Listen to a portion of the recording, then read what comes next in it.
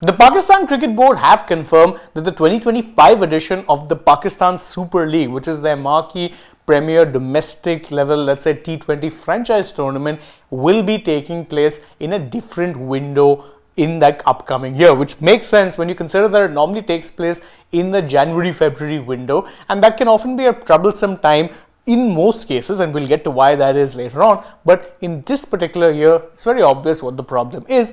It is that Pakistan will be hosting the 2025 ICC Champions Trophy, which means that there's no way that they can hold both simultaneously. But did you know that perhaps the PSL themselves are considering moving to that April-May window on a permanent basis, which would mean that they'd not only be competing against the IPL overall, they'd be competing directly, because the March to May window is very much the IPL's window, unofficially so, but still it is the IPL's window. So why is it that the PSL want to go this route? What could possibly convince them to go up against the league that many consider to be the standard bearer when it comes to T20 franchise leagues? That's what we're going to discuss in this video. But first, let's go over what exactly it is that the entire situation is. Now, for this year, April 7th to May 20th is the proposed window time for the 2025 edition of the PSL, which means it will be clashing with the IPL.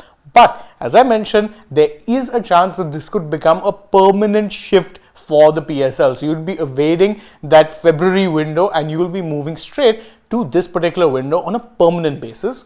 But why exactly? Now, there are three major reasons really, and one is that the calendar from December to February is a very crowded one for not just domestic franchise-based T20 cricket, but also international cricket. December is when Australia's season is kicking into high gear, South Africa as well. Then you've got the SA20, you've got the Big Bash League, you've got the ILT20. There's a lot of leagues taking place, and the PSL wants to move away from that particular, let's say, window. So you'll also have less bilaterals in April and May. Why? Because the IPL is taking place and most boards want their players to go play in the IPL, make that money, get that T20 cricket experience. Third, and very importantly, it avoids clashing with Ramadan. Now, why is this important? It's because the holy month of Ramadan is a time when you perhaps might not be able to advertise or get that many sponsors. So what happens is that the PSL's viewership by and large has been pretty steady and has not fluctuated much, even though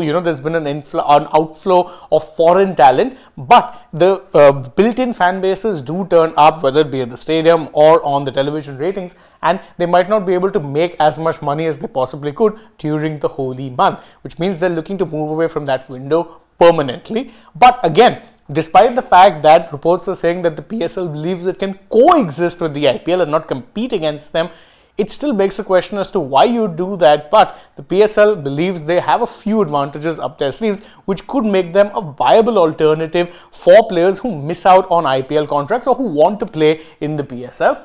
The first is the fact that they're going to be increasing the amount of media rights money that will be given to the franchises. This will in turn lead to point number 2, which will mean more money for the foreign players. It would mean that they can offer better contracts and, more importantly, a lighter schedule than the IPL, because as things stand, given there's only 6 teams, you'd be playing 10 domestic games or 10 stages in the league, 10 games in the league stages, and that is of course much lighter. And more importantly, there are potential plans to hold the playoffs overseas, so that could lead to of course increased exposure and more money coming in from foreign leagues as well, which would of course mean more money for any player who chooses the PSL. Is all of that going to be enough to, let's say, compete with the IPL, given it will be happening at the same time? Personally, I don't think so, because the IPL at this point is the established market leader when it comes to T20 franchise leagues. And don't forget, the IPL themselves are also upping the number constantly when it comes to how much